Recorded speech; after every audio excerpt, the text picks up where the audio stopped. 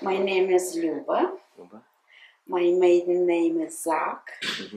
I am from the Ukraine, shtetl Chudniy. It's not far from Kiev. Mhm. And the next major city is Zhytomyr. It's a very little shtetl, little city. I just read on the internet that in 39 the statistics was 44,000 altogether people in that little city. And what kind of people lived in the city? What was kind of the ethnic backgrounds? There was a lot of Jews. Probably majority were Jews. Different trades, and there were Ukrainian people and there were Polish people too. My parents, it was arranged marriage for them. They were kids from the revolution time. My father was born in 1893, and he came from a very wealthy family. They owned a lot of wood fields. And there were factories also placed in that place, which they owned. And they were very rich. And of course, when the revolution came, everything was taken away, and they became just nobody on the street, especially the kids. My father had 2 brothers, 2 sisters. They had no trades. They were all in business of the parents' business. And so it was pretty bad situation for them. So everybody just disappeared from that area.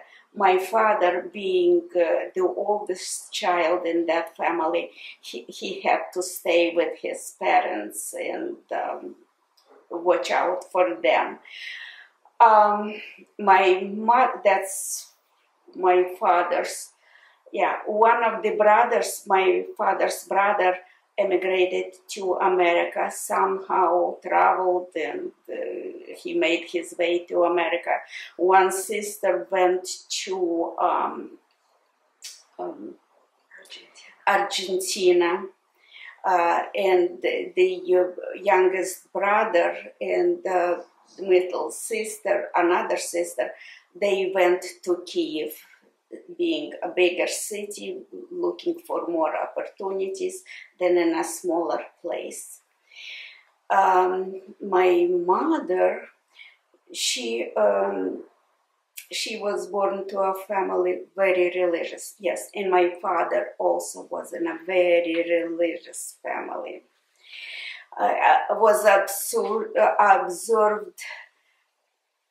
probably all the holidays with their very particular little details. Everything was observed in both families. So my mother was born also to a very wealthy family. Her parents owned a leather factory, and of course everything was taken away. It started from 1915, when the first gangs were forming, and any gang comes in the little shtetl, they set their rules and they demand from the Jews everything what was there in the house and what. What year was this? That was started from 1915, and going on to 20s probably. All this uncertainty was. Is this communist gangs or is it communist? But they weren't coming in with one idea. One gang comes in and has this idea, and the others leave because being defeated by the others. There were different movements. Mm-hmm. It's not only one movement with the communists started. That wasn't one opinion. Mm-hmm. And so everything was taken from them, and my grandfather was left with 7 daughters and a sick wife, and not having, not a house, nothing. Everything was taken, of course. So my mother, being the oldest child, again, in the family, she had to watch out for the rest of the family. And when she was 23 years old, at that time it was, girls were getting married sooner than nowadays. She was introduced to my father, and they got married. Now, both of them, because they came from wealthy families, they were taking away the right to vote, taking away the right to work anywhere, and not going to school, nothing. They had to provide living for their families, however it was happening, working daily on the streets, helping somebody, but no profession was given the opportunity to gain any professions, and not going to school and not voting, and that was for both of them. And so when my parents got married, right away in 3 years they had 3 children. I came kind later, 10 years after the third one. So it was a very difficult time for them to have another child, where in the house there wasn't a piece of bread. For Shabbos, if my father could provide a small piece of bread with a bottle of yogurt, that was a lucky Friday evening. It was terrible. And at this time, war started when I was 5 years old. We were super poor. I mean, there was no food at all. My older sister had to leave the house and move to Kiev to look for a job to gain any trade. She was done with 7 years in school, so she could go to a technicum, trade school. And so my brother, who is next year born after my older sister, also went to Kiev to gain somewhat of a trade. And this time started the war. When the war started, we didn't have any information what's happening in the world. The only thing, luckily, you get to know a war started, because radio was an exclusive commodity to have. Newspapers, you had to pay for them, and the family wasn't gonna spend on that the money. So anyway, my point is, there was no information what Hitler does and what is the war about. Just maybe 2-3 days into the war, a family came to our house, and that was a relative of my parents' relative, who came running from the border in the West. And they knew what's happening in the world, because they ran away from that situation. And they told us that Hitler hates Jews. Hitler is killing Jews. You have to leave. How could we leave when we have a 70-year-old grandma and grandpa who are not good health-wise, of course, and my mother had asthma that she was always in lying down. She could not work, she could not walk, she could not do anything. There was no treatment for that. This family insisted for us to go. We didn't want to leave the grandparents since they were at this age, but my grandparent, my grandpa said, I am 70 years old.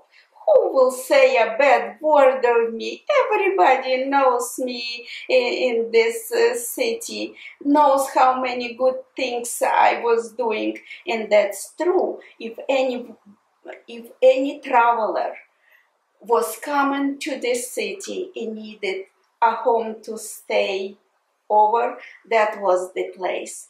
If the rabbi couldn't do the services at a certain time, he was the one who was doing the services. A very known, my grandpa was a very known and honorable man. It hurts me talking about them. And so they refused to come with us.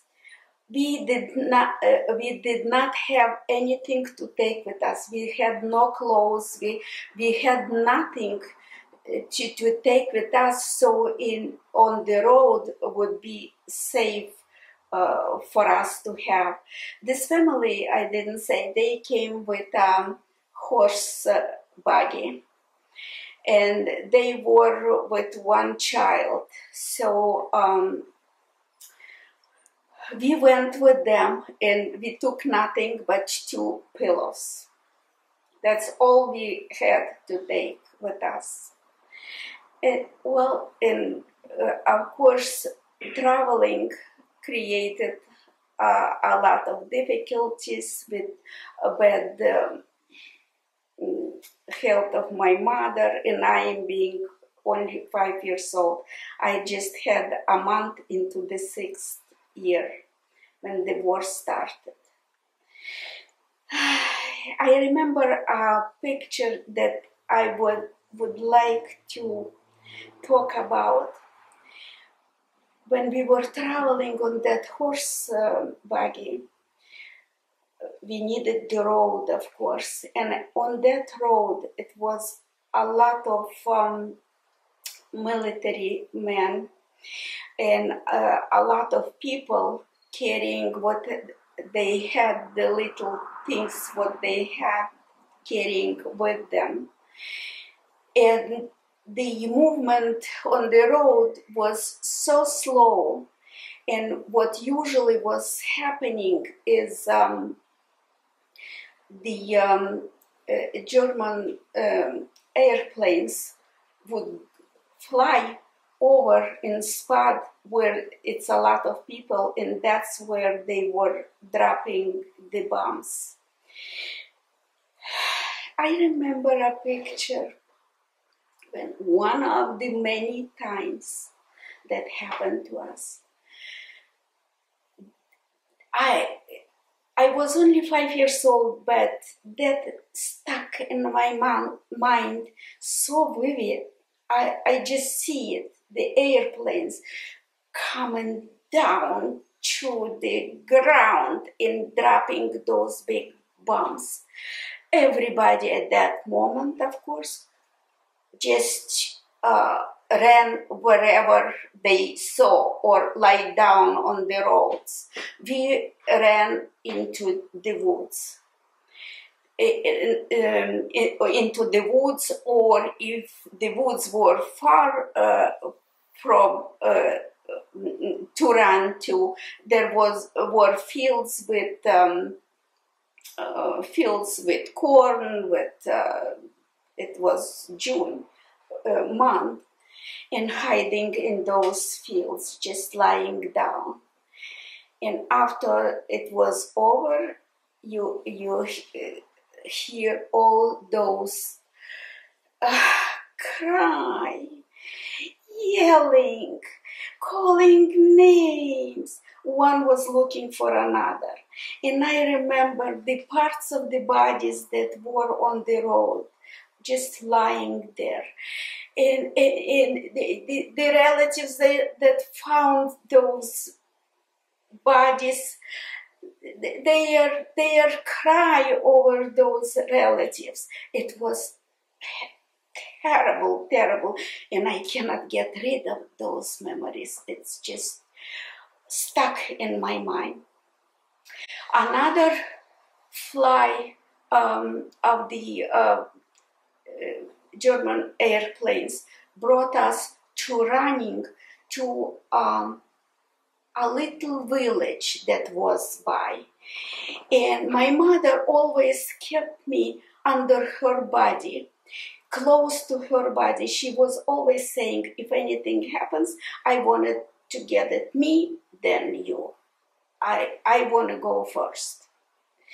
And we came to a little orchard that was adjoined to the house. And so my mother was crawling over me, and I was taught already how to crawl at that time. And we crawled into a house. Yeah, I remember standing there, a woman, and combing the hair of a younger woman, apparently a mother and a daughter. Long black hair, and she combed that hair. When she saw us, that we appeared in the door, she started to scream, "Go away, it's only because of you. They are coming and doing this to us. We don't need them, but we don't need you, so you attract all this..." Meaning Jews. Yeah, blaming Jews. It's because of the Jews who runs away from their places and come to our places. That's why Germans do this to us, to our houses. So my mother grabbed me, and we went back to the orchard to hide under the taller trees. And all of a sudden, a bomb came to that house.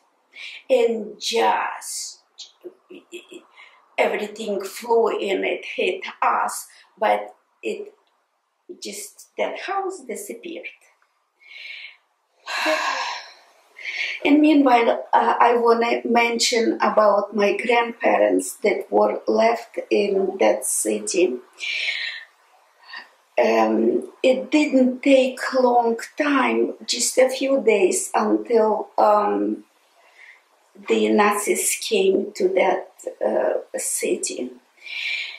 The first thing what they did, they pulled all the Jews to the main road and were sending them to the local park. This we found out later after the war when we came back, that my grandma, she just was very resisting and didn't want to walk in that crowd. And so the police, and a lot of them were local police, mostly from the Polish people, we were told. They were keeping those crowds on the street and pulling from every house. And the local people were saying, there is a Jew, there is a Jew, there is a Jew. And so they were going into the houses and pulling out those people to the road. And my grandma, she probably lost her mind from the horror. So she wasn't agreeing with all this, what's happening. And they beat her a lot with those with a stick with a long whip. With a whip, yeah. They beat her a lot, and this how they kept the crowd on the road, aiming to the park. This told us people when we came back. They told us this story. It was terrible. My grandfather, he was submissive.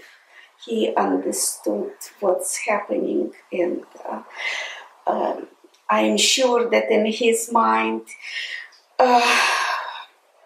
he was sorry what he said to us when we were leaving. We didn't want to leave without us, but he was saying, what are you talking about? I am over 70. Your grandma is 70 years old. Who will touch us, old people? Who doesn't know us? Everybody knows us in the surrounding, and we are known as only good things doing people, and nobody would hurt us.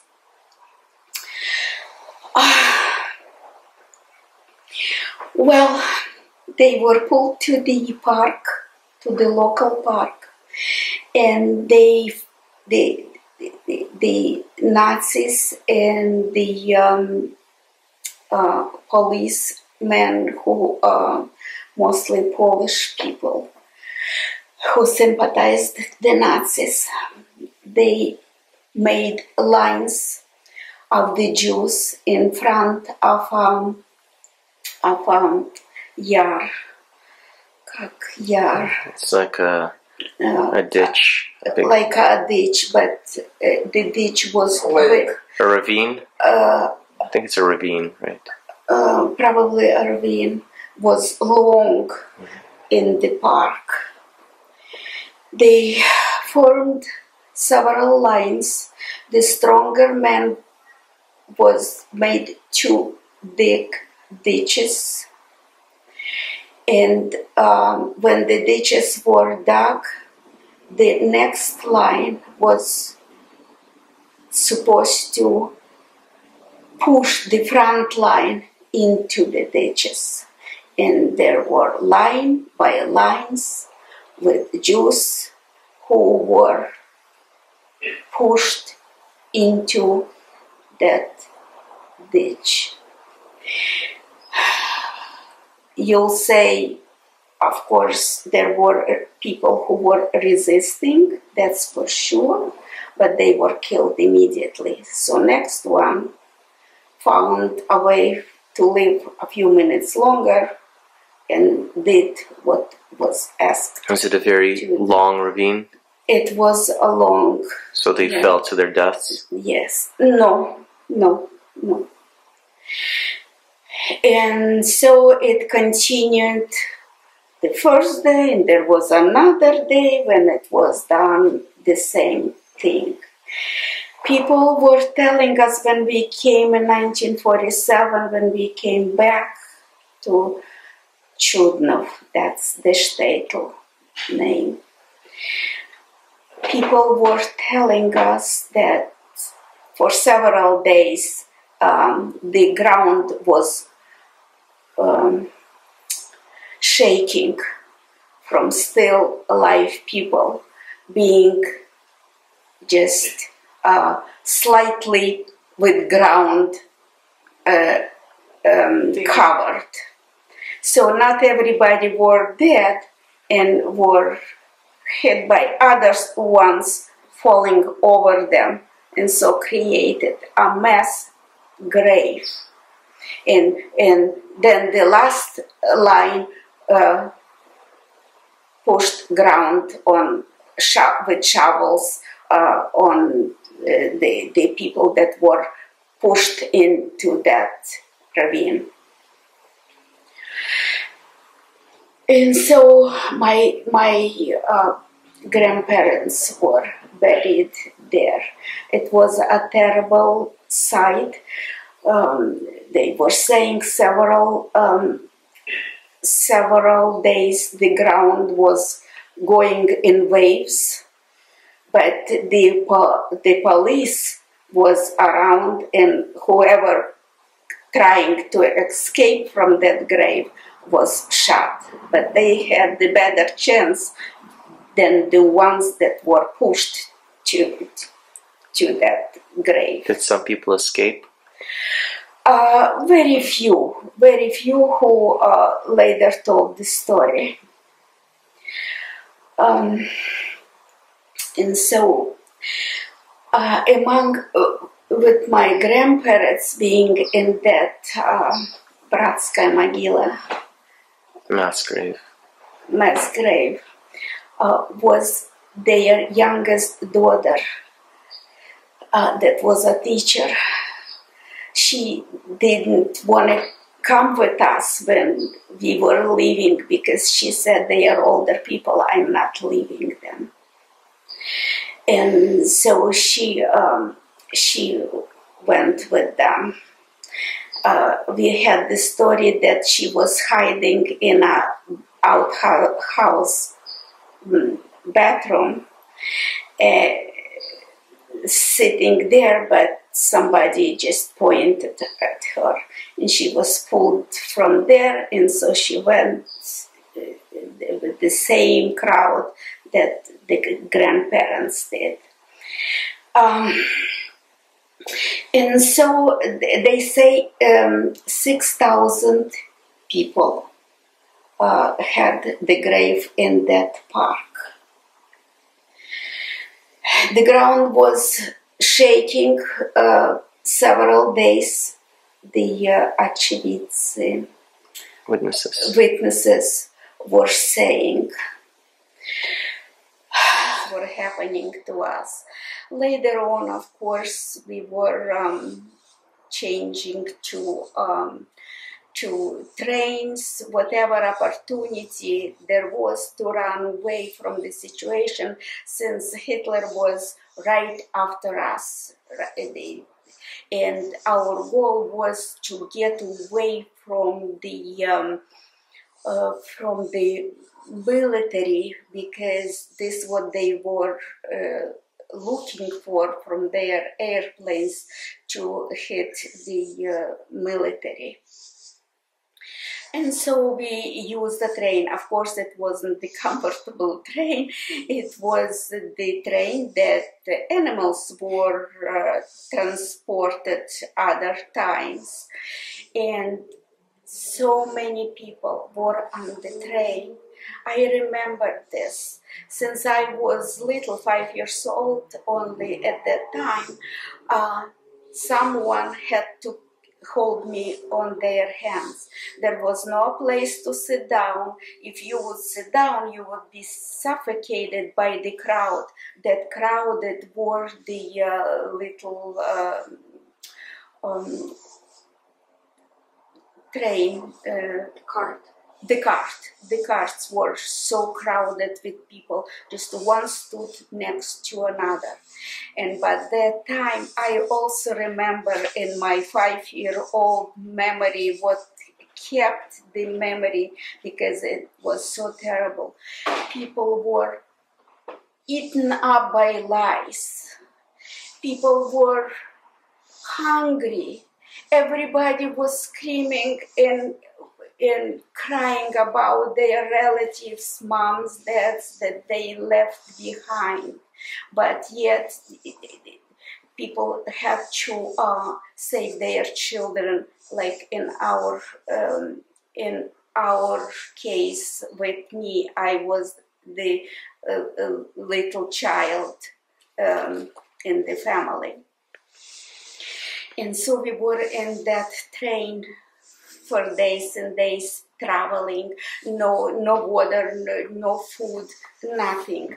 And every time the airplanes were coming down, the German airplanes, if they see a train, of course they had to bomb those trains.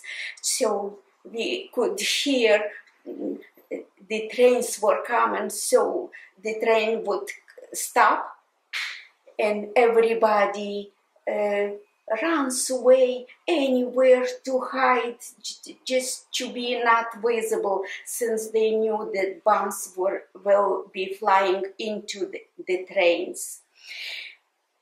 And so did we several times, but what happens, not everybody makes back to the train afterwards. Who is slower, who is sick, who is older, they couldn't make it to the trains in time when the train decides to go. There was no announcements or anything.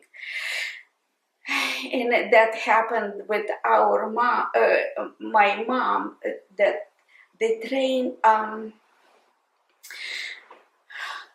all of a sudden took off, and in the train was my mom and my dad holding me in the hands.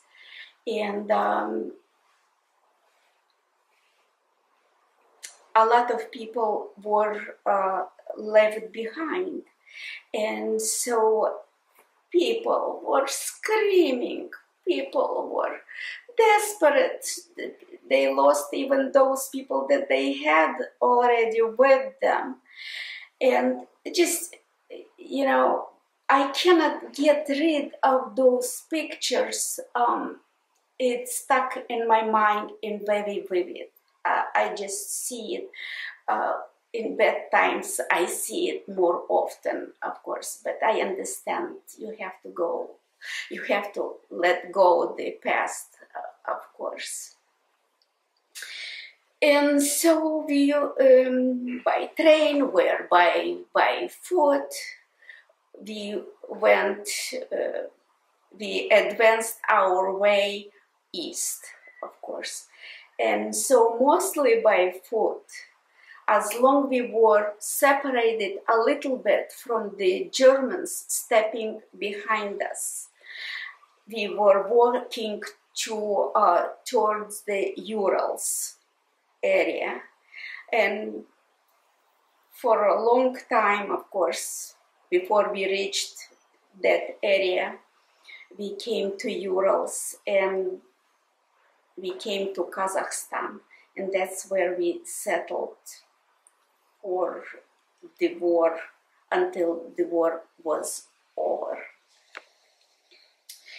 So when the war started, our family was kind of separated because my two older sisters and my brother, they were at that time when the war started in Kiev, which it was not far from our shtetl, probably 4 or 5 hours by train. And they were going to college. My sister was in nurses college. My brother was in a college where he was obtaining a trade. And the third sister, and they were a year apart one from another, also was with them at this time in Kiev, living with my father's uncle, who was living at that time just in one little room with 3 children, but giving home to his brother's 3 children. This how family ties were very strong. And when the war started, all of a sudden we know nothing, we couldn't hear anything, we knew nothing about the rest of our family. there was no way to know what happens to the rest of our family at that time. As it turned out, my father was 14 years old at that time. Your brother. My brother, I'm sorry, my brother, who was given my two sisters and my brother, they went to my uncle, my father's brother who lived in Kiev, and he gave room for them to stay and get education there. And when the war started, my brother, who was 14 years old, went to the authorities and said that he is older and went to the army. And he was only 14 years old. And so he went through the whole war until the war was over and he came home. Thanks God, only wounded, of course, but he is safe. And my two sisters, they went with their colleges to other places. And my older sister, who was in medical field, she went to the army, to the front line. But we didn't know anything about them. And so our family, my parents, with me being 5 years old, they traveled by foot, mostly by foot, until they came to Kazakhstan. And there they lived to the end of the war. What was it like in Kazakhstan? In Kazakhstan, I have to say that as much my memory keeps it, and of course I was a child, they were very friendly to us. They gave us a home, not having much themselves, but they gave us a home. So they were Russian-looking people that were somehow they emigrated to that part. So they were Cossacks. They were Cossacks. I see. Okay. Not Kazakhs. Okay. Cossacks. And as a matter of fact, it just happened. My mother was pregnant at that time. And she miscarried. And I remember how this Cossack woman helped her. And I witnessed all the procedure, how she washed her hands and not having any education, but she helped to clean her uterus with her hand and saving her life. But so I want to make a point that my memory saves the moments that we were helped there. And of course we had to make our own living over there. Everybody was hungry, everybody had nothing to eat, of course. And so we were finding ways to help ourselves, like walking the fields and collecting the koloski с пшеницей. And what we were wearing aprons, and including me, of course. 5 years old, we were wearing aprons and were collecting the grain into that apron and then putting in a certain place. And at night time, we were beating on that grain and extracting the pure grain So it cleans up from the From the chute. From the chute. I remember also one time, all of a sudden, fire was in our house because there wasn't electricity, of course. There was a little lamp formed from a little oil with a little material, and that was burning barely, so you see the shine at night. And all of us were beating on that grain to extract the seeds. And a fire happened, I remember. And everything went to flames, but thank God we remained alive somehow. But the house burnt up. Of course. For the army? Yeah. My brother, he lived in Kiev.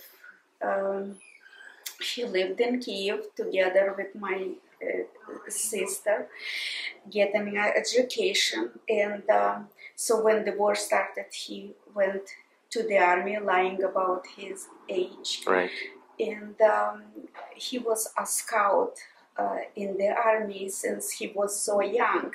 He was going to villages, to occupied places, and looking what happens on the German portion, on the German side, and coming back and everything, reporting the results of his findings. Were there any stories that he told you about? He doesn't like to talk about. The memories were so hard for him, being only 14 years old. He must have seen the Germans do a lot of bad things. He saw a lot, of course, but he doesn't like to talk about. And he went all the war through, and he was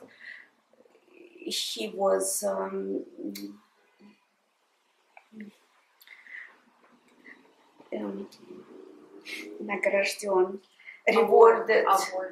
awarded with a lot of medals for his achievements in being so brave. Was he in Ukraine the whole time? No, he actually went to Berlin. Mm-hmm. Yeah. He went all through the war and being a child still. And meanwhile, we didn't know anything about him, and so we didn't know about our sisters too. Was he a scout the whole time?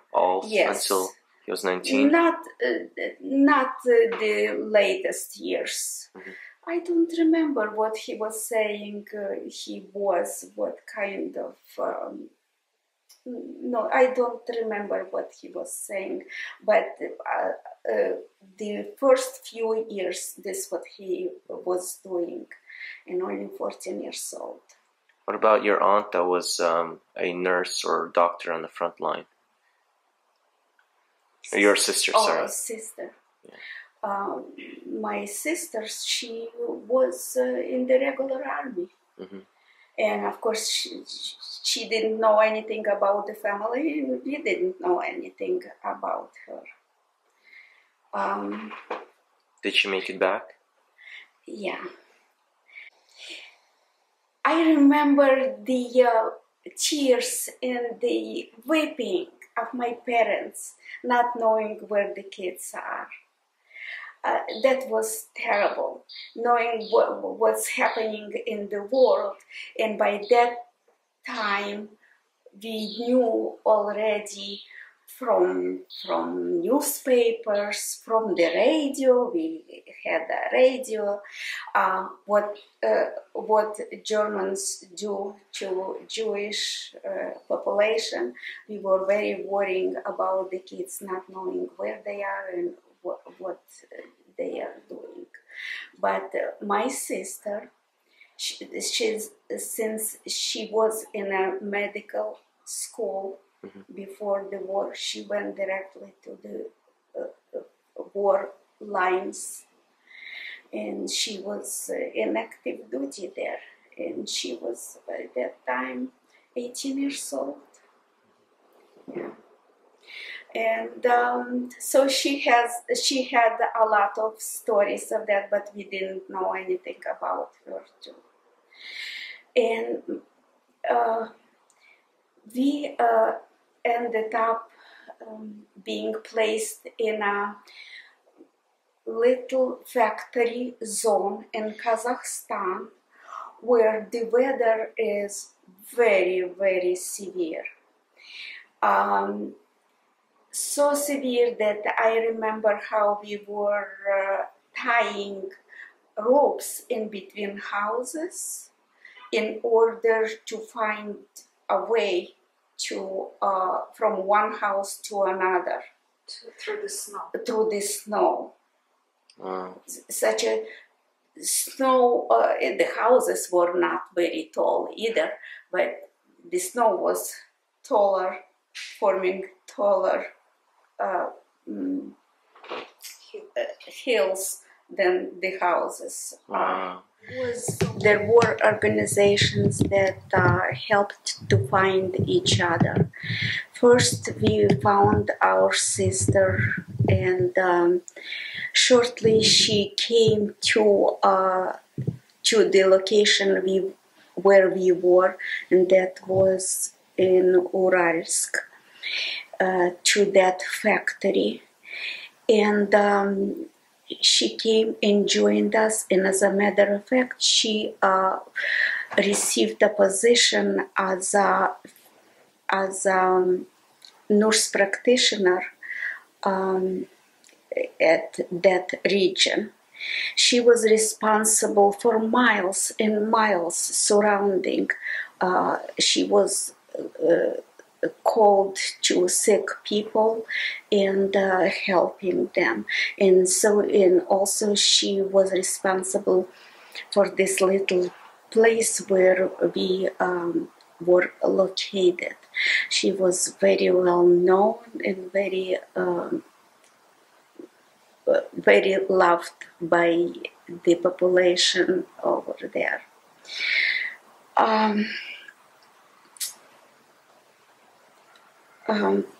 But we didn't know yet about the brother, and also there was organization where you write letters, and they look for people, because the other people who are still alive, they are asking also for their relatives and being matched. This how it was organization who was finding the people. And so she came, and I was only 5 years old, maybe by that time 6 years old, and I was the little nurse that was locally employed, because she was mostly having patients somewhere, deliveries and so on, where she had to go and give help. Where I was locally, we even had a room where her office was, with the medications and all this stuff. And I was meeting people that at the factory where we were located were injuries every day, and I was handling them. And this is honestly, I'm saying, because I was always with her. As a matter of fact, I was calling her mama, because my mother at that time, she was close to, she was over 40. And so I wanted a young mother, apparently. I was calling her mom too. So you were helping her. What kind of stuff did you do? Injuries, mostly injuries. Deliveries, there wasn't any deliveries. There were no men around, you know. So was all women, pretty much the whole city? Mostly. My father was with us, though, because he had bad vision. Bad what? Vision. Oh, vision. Okay. Yeah. And so he wasn't taken into the war. He needed even help to walk short distances. Wow. This how he was. We don't know what disease he had till now. We don't know, but I would imagine that was a glaucoma probably problem that he had. So he wasn't in the war. Did they teach you? Were you like being taught school or anything like that? I was yet not school age. So, but I was pretty useful to helping sick people. When my sister was absent on calls, I was there when some emergencies were coming up. And that's how I became a lover of helping people, and eventually I became a nurse. How did you get back to Kiev or to Ukraine? How did we? When the war was over and in 47, most of the families were returning home. And so we had no knowledge what happened at home.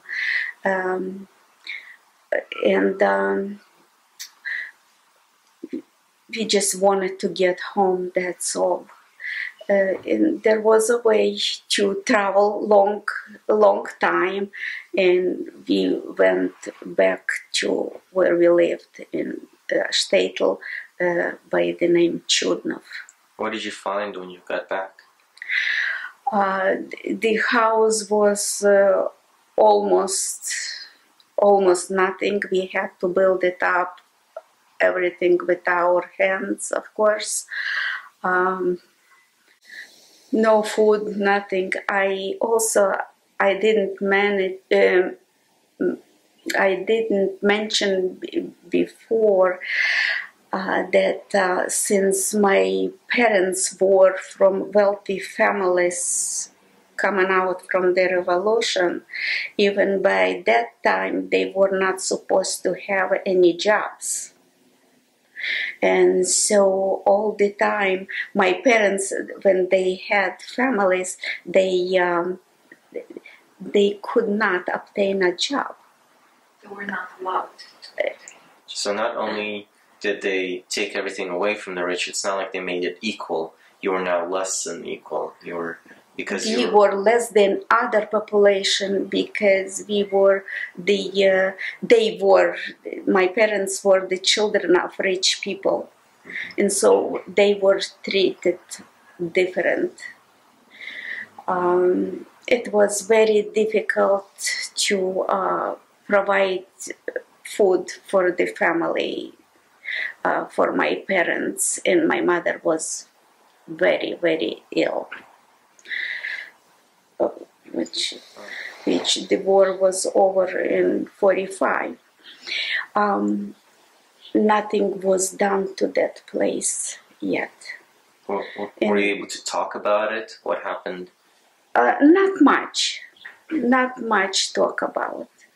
It wasn't the worst what can happen, because every family, there was not a family that wasn't hurt by losing members of the family, and so we were the same. Later on, when we got together, and pretty soon we found our brother who was looking for us as well as we were looking for him, and we found him also, and we knew that he is alive. And At that time, we knew that he went through the war from the very beginning to the very last, and still stayed in the army a few years longer. So did all of you move to Kiev after that? From there, our older daughter got sister, of course. My older sister, Poля, she got married by that time, and she moved to Moldova, to her husband's location.